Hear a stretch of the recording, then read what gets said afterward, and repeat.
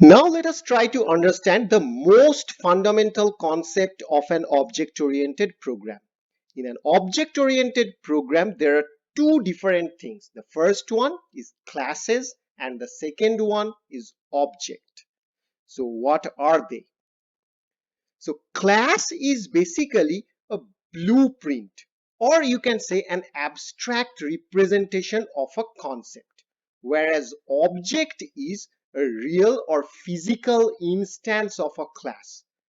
Just think of the example in the slide and that will clarify the concept. Class is exactly like the fact when you are thinking about the car of your dream. You may like a BMW car, you may like a Lamborghini, but when you are dreaming about that car, it is not actually taking the place in the real world. It is all in your dream, or it is all in your thoughts. So that's the class.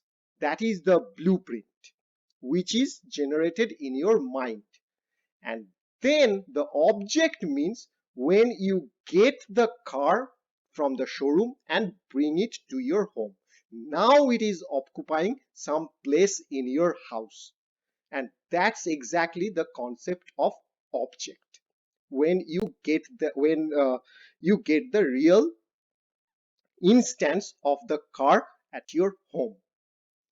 And in most of the programming object-oriented programming language, you can define a class using this class keyword followed by the name of the class.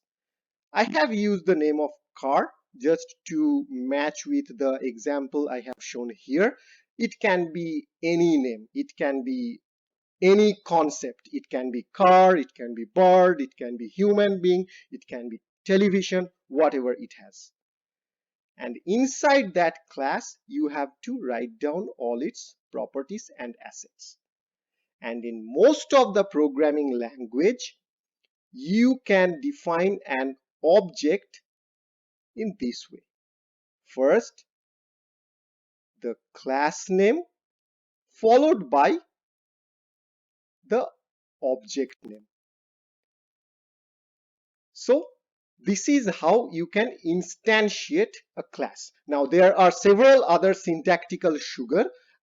For every different programming language, there are different types of things you have to use, but this is the basic concept. For class, you have to use this class keyword, and for the object, you can use this class name followed by the object name.